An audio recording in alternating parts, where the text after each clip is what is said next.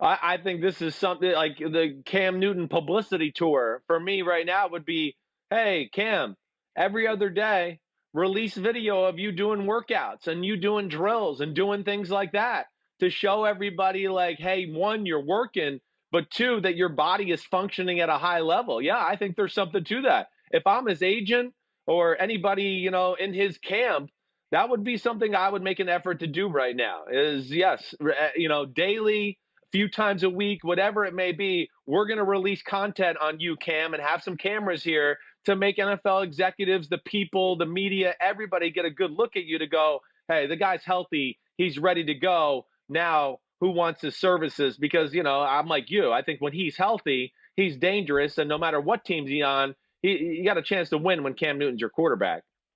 Remember when Johnny Manziel showed up for his pro day workout at Texas A&M 6 years ago and he had a helmet and shoulder pads on? Remember that? Remember how kind of goofy that was? Sure. I'm telling you what, the next Cam Newton video should be full pads. Show us that you are still the guy that you always have been. It's one thing to see him doing it in street clothes. Put on I'm telling you, I don't know how people would react to that, but to the extent that you want to convince people you're back, go all the way back. Put on the pads. Let us feel like it's the same guy who can move around now like he always did. Because if this guy's healthy, he's one of the best quarterbacks in the NFL. And what the hell are the Chargers waiting for? And I think with more of these videos, Chris, I think we're onto something here. With more of these videos, somebody's going to pull the trigger on this guy. Yeah, I mean, the problem is, and what we really haven't talked about here, Mike, and, I know I brought it up when it first happened, but the big thing, the elephant in the room, and it just didn't get enough attention, in my opinion, is Carolina screwed over Cam Newton. I mean, they screwed him. I just feel like if other quarterbacks got treated the way Cam Newton just got treated, where, oh, hey, free agency started. Hey, look for a trade. A lot of the other spots have been filled already, but go ahead and look for a trade now. I mean, I'm sorry. It makes me want to curse. I'm going to just say it's BS is what it is. For a guy who has clearly been the best player, or at least the most notable player on the history of that franchise, the fact that they waited so late to figure out what to do with Cam Newton, it bothers me. I can't lie about that.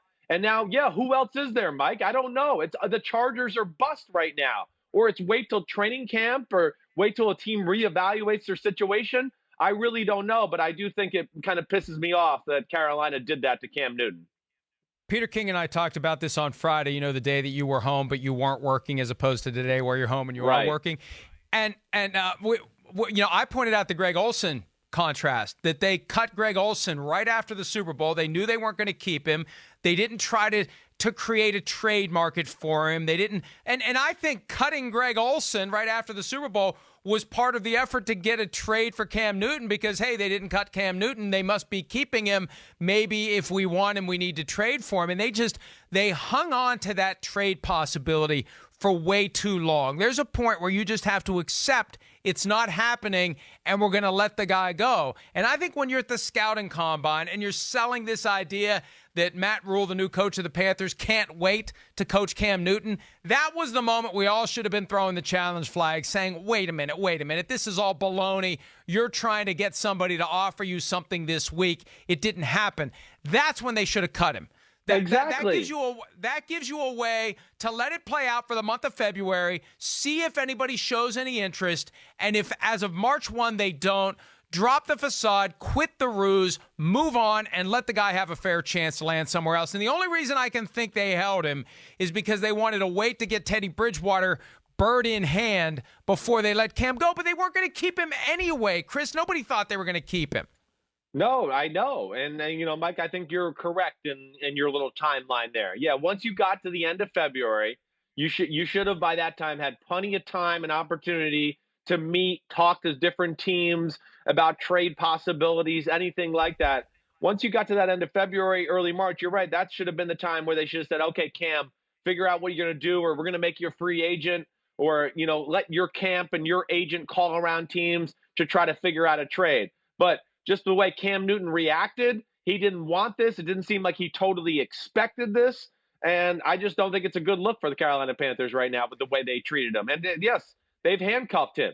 And now, to further the conversation, what did the Chargers do? The Chargers probably, yes, we know they were like flirting with the Tom Brady idea.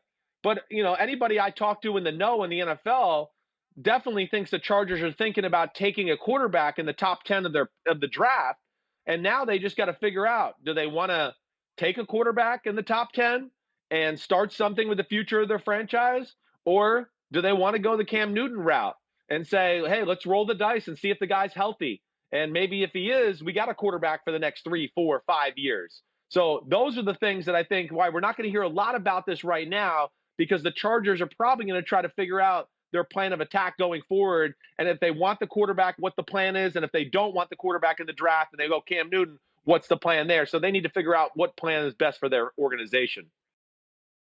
Hi, I'm Mike Tirico, and thanks for watching. Make sure to hit subscribe for the latest news and highlights from NBC Sports.